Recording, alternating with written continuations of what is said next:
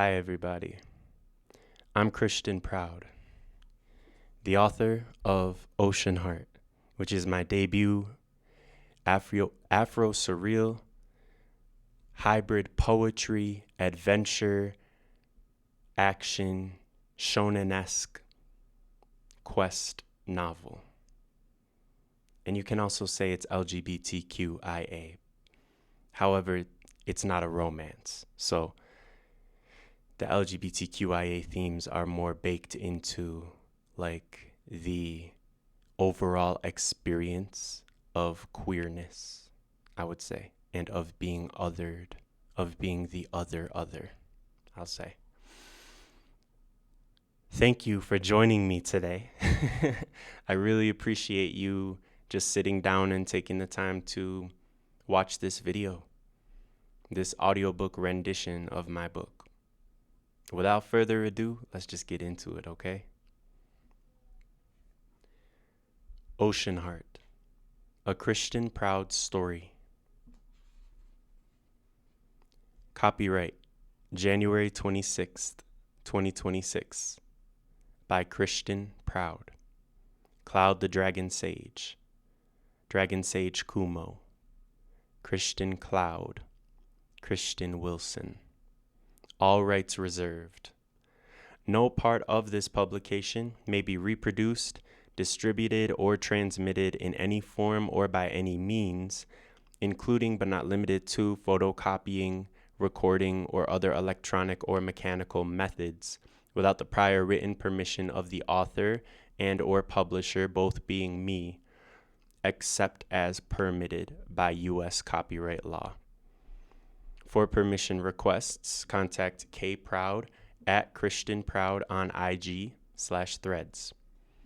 The story, all names, characters, and incidents portrayed in this production are fictitious.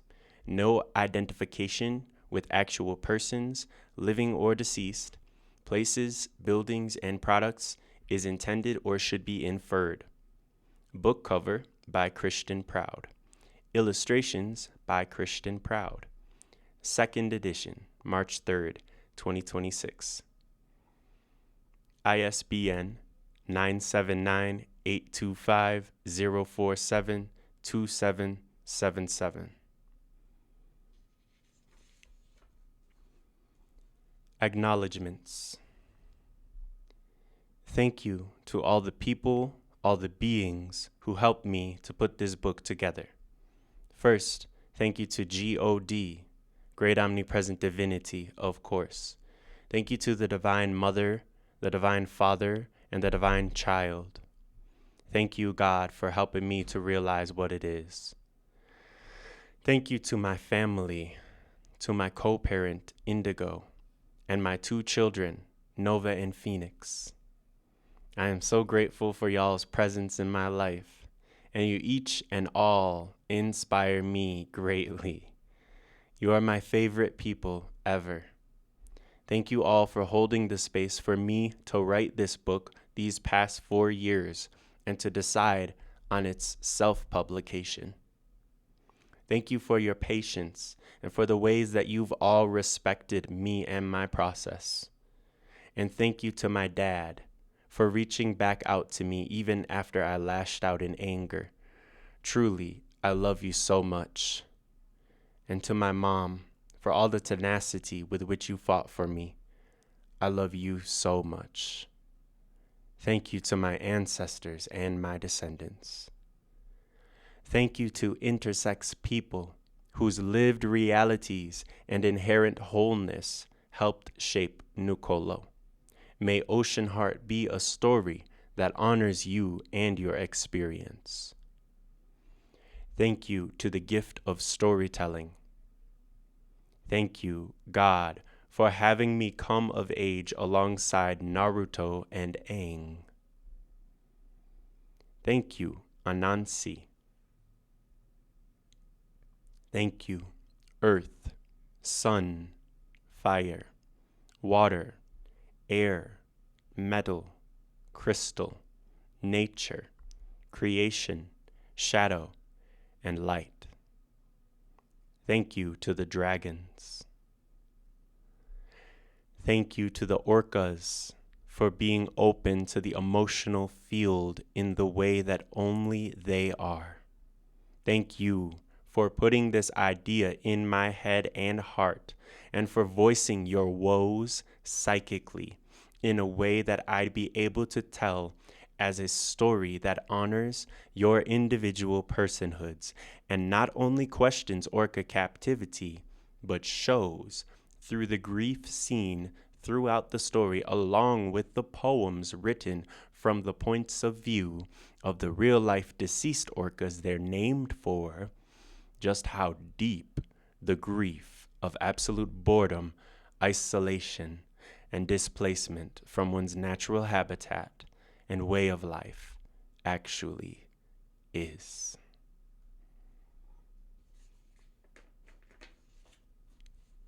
Dedications.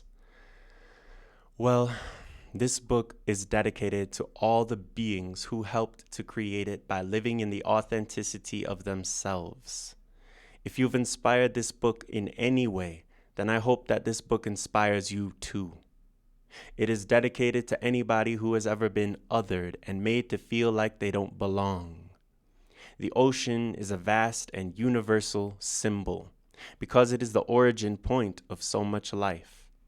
It's basically the most unknown unknown that we know little of. And when we don't know an unknown, we are very quick to other it. I wanted to express the primal divinity of oceanity through Nucolo as the OceanHeart, and also as a neo-mythological intersex hero. I am also grateful for the mystery of the ocean. I wanted to write something that honored that, hence this is the first book in the OceanHeart trilogy.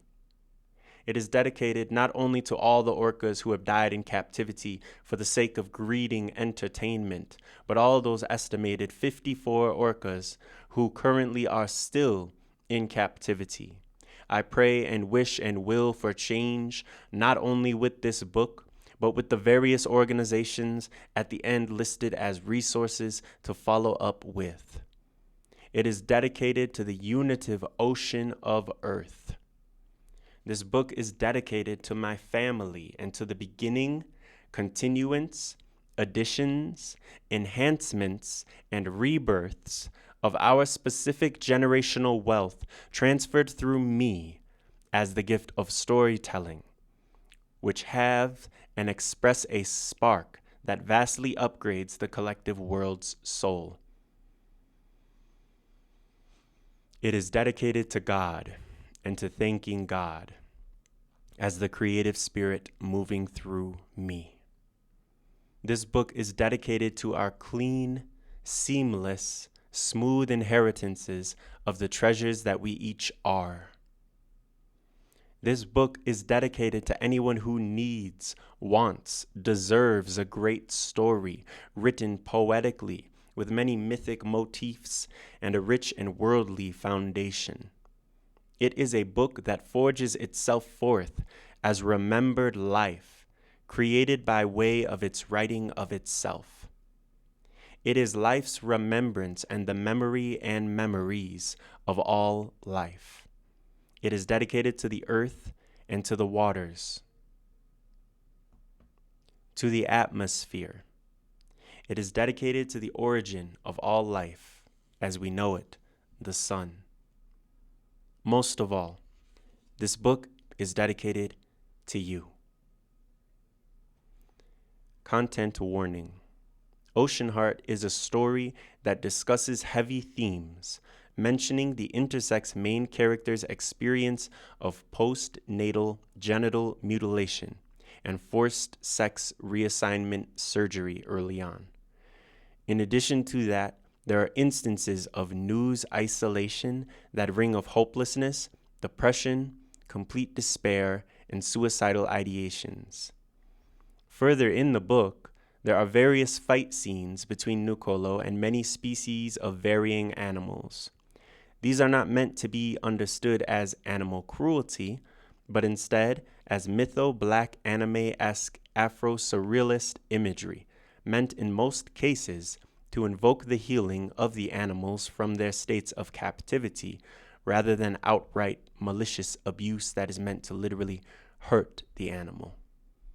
I see it as an Afro-surrealist, anime-inspired original story that borrows elements and themes from several various spiritual texts. If these themes are not for you, then this book may not be the one for you. If they are, then enjoy OceanHeart. And here we have our title page, which appears as so. Okay.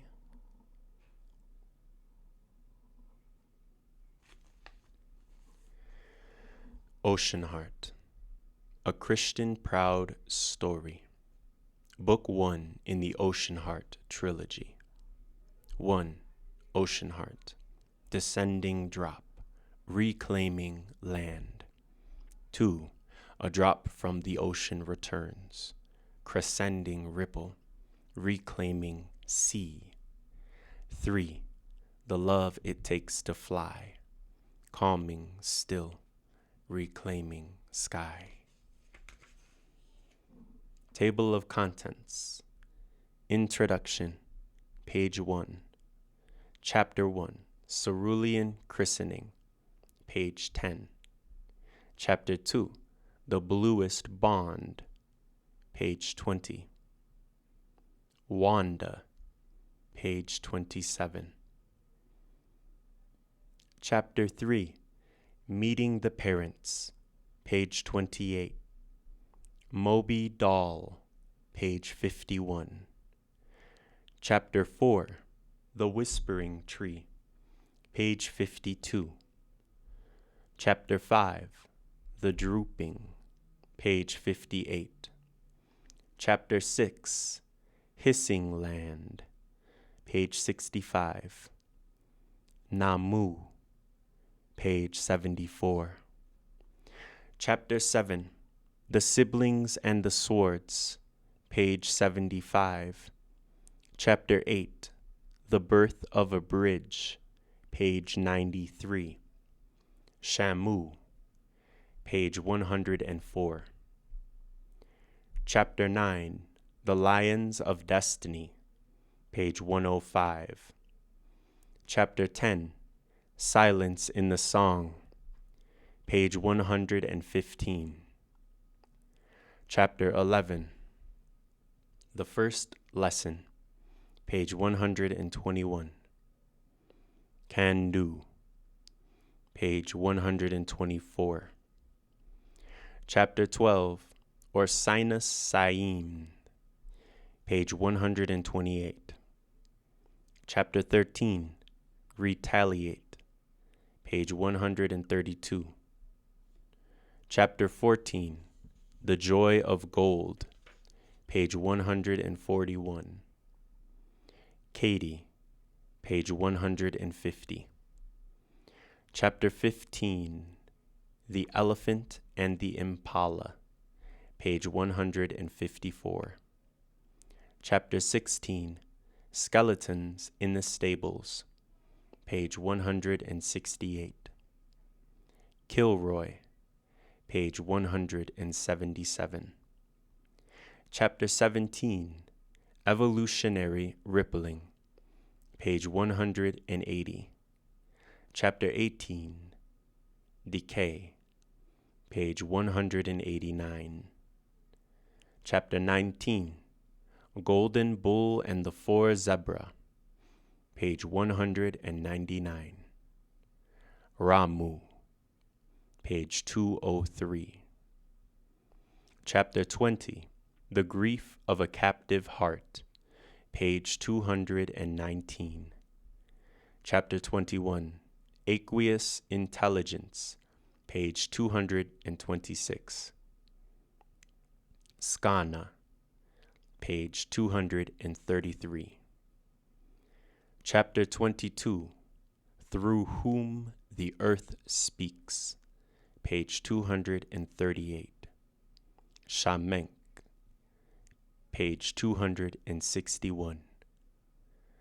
Chapter 23, Life be thy cure. Page 263. Katina, page 289.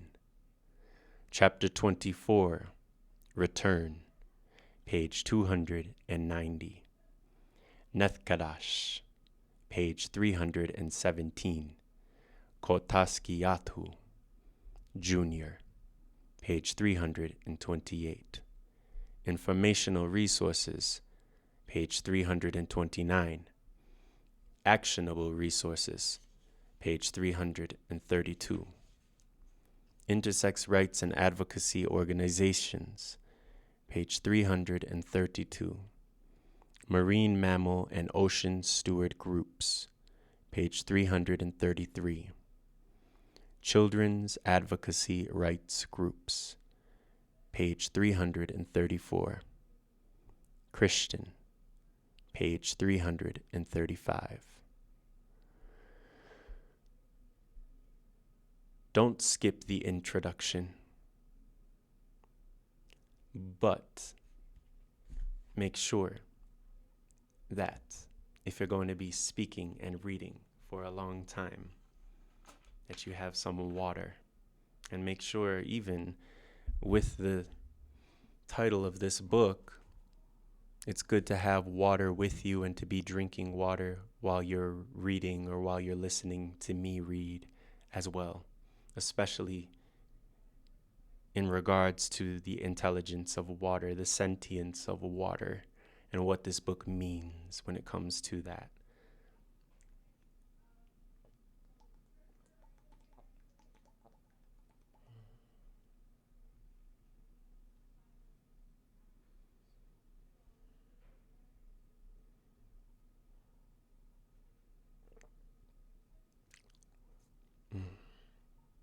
Sometimes you just gotta hold the water in your mouth and be grateful for it for a second, for a few seconds. Don't skip the introduction. For a long time, I've had dreams and psychic transmissions of the orca, and they've always been very graphic and poignantly memorable, leaving a mark on my outlook of life and the world. When I was a small child, ages 4 to 7, I would get up and go cuddle with my mom before getting ready for the day. Once, while doing this, I had a psychic impression of being an orca swimming close by under their mother's shadow. But the first big dream that I had about the orca that I can remember was where I had these impressions of my ancestors hanging from trees and covered in scars, symbolized in the dream as orcas hung from their tails in the trees, also with visible lacerations all over their backs. The next one, I was at SeaWorld, or Marine Land, and there was a small but extremely tall and vertical tank that housed several orcas. What happened in that dream was I took a picture of the orcas all in the cylindrical tank, swimming around and around endlessly. Eventually, the water began to turn red as they began attacking one another. It was only after the water had become a full burgundy crimson that their bones began to surface from the bloody murks. I remember seeing a jawbone specifically. The next was a dream that I triggered by creating an Earth Day portal meditation, one that focused on my Earth Star chakra. I created and listened to the meditation with my eyes closed during the evening. Then, during the night of April 22nd, 2020, I dreamt of being with my high school select choir group. We were scheduled to perform at Marine Land, and everyone began to put on some long, white doctor's robes. I was the only one who didn't. I must have forgotten my own. Because of that, I wasn't allowed to perform. Looking back, that exiling symbolized my higher self limiting me in ways that protect me and my path. As the performance was ongoing and I watched from the sidelines, I received a clairsentient imprint from the land. First, I interfaced with a baby orca who had died there alone. I later learned that this orca was named Junior. I also witnessed the soul and energy of this orca go further back to when a circus was laid on the land and a baby elephant had gone through the same thing. At my witnessing of that transmigration, the soul of the orca, elephant, and I were one. They both wept in their deaths of sorrowful woe, born in the belief that they were dying alone. I let them know that this belief was false, and that I was and am witnessing them. Therefore, they are not alone.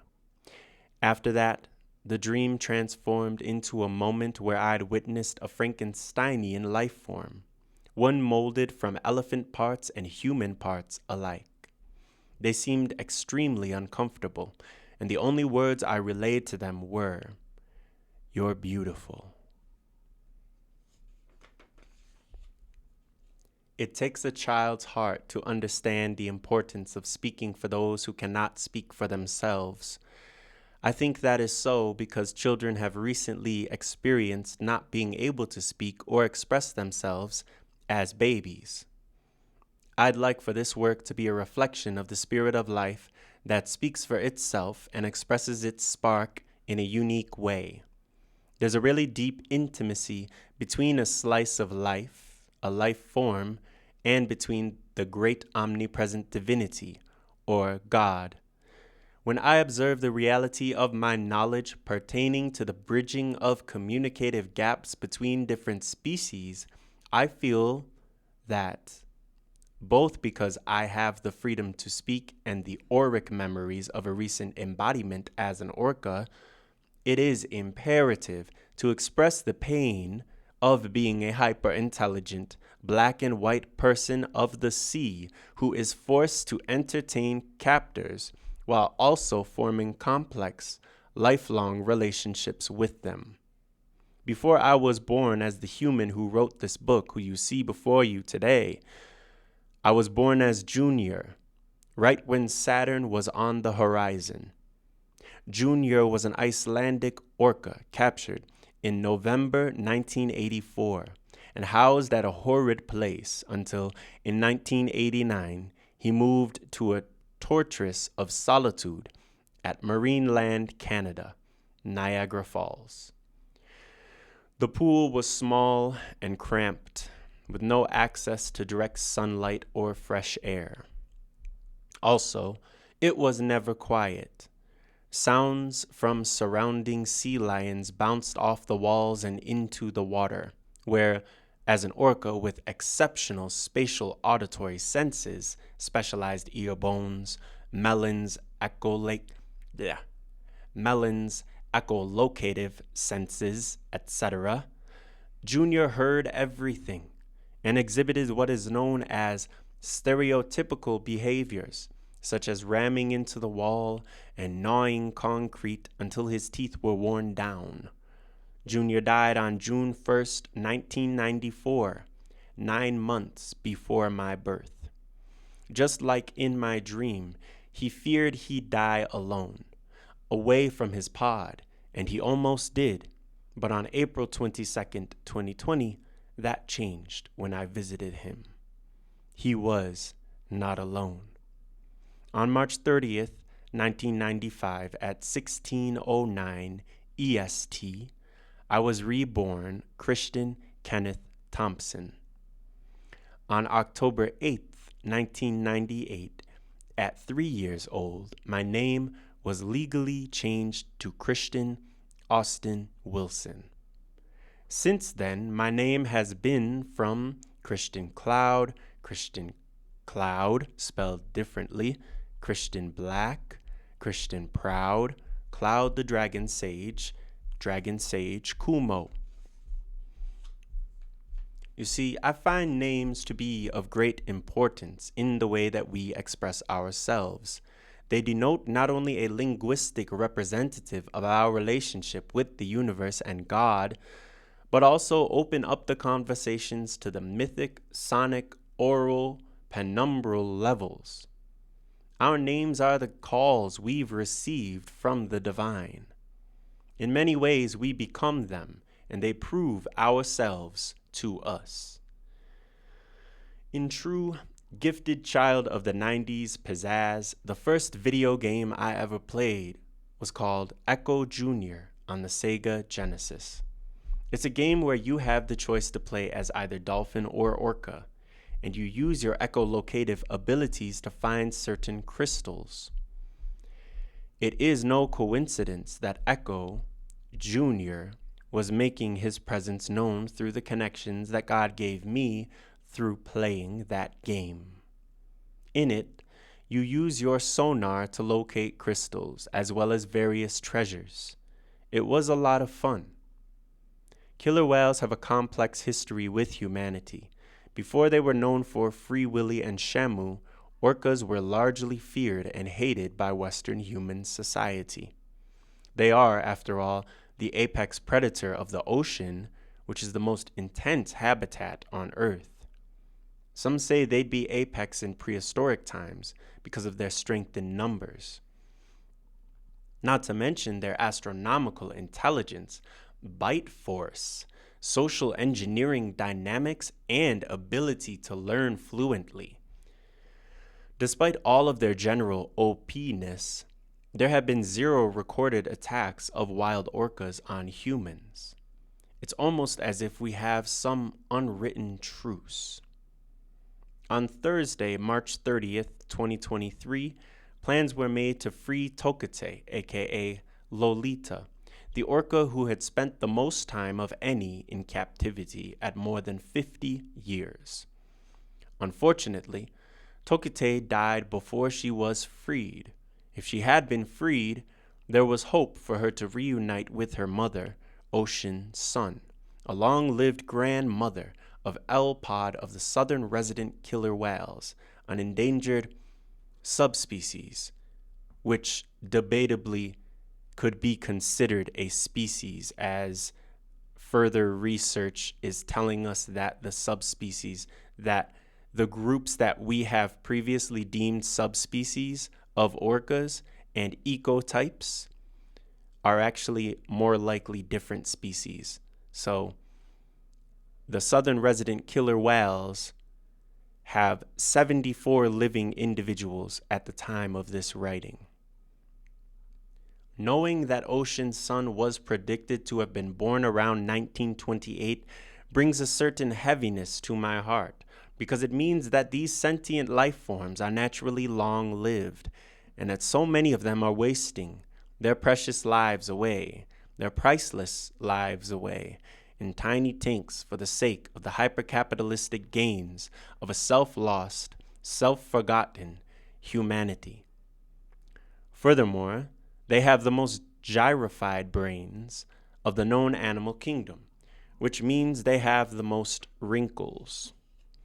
This means they also have the most surface area throughout their brain of any known animal, which means they have the most space within and throughout their brains for the circuitry of synaptic neuroplastic feedback loops.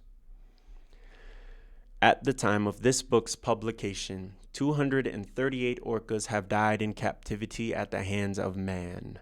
I'm not the first author to juxtapose the Black experience with cetaceans. See Undrowned, Black Feminist Lessons from Marine Mammals by Alexis Pauline Gumbs, but I am the first to freely share my past life around the topic, and to do so in a way that builds a fictional world based on real interspecies slavery, with hope for the inevitable freedom that a truly compassionate and oceanic heart actually brings.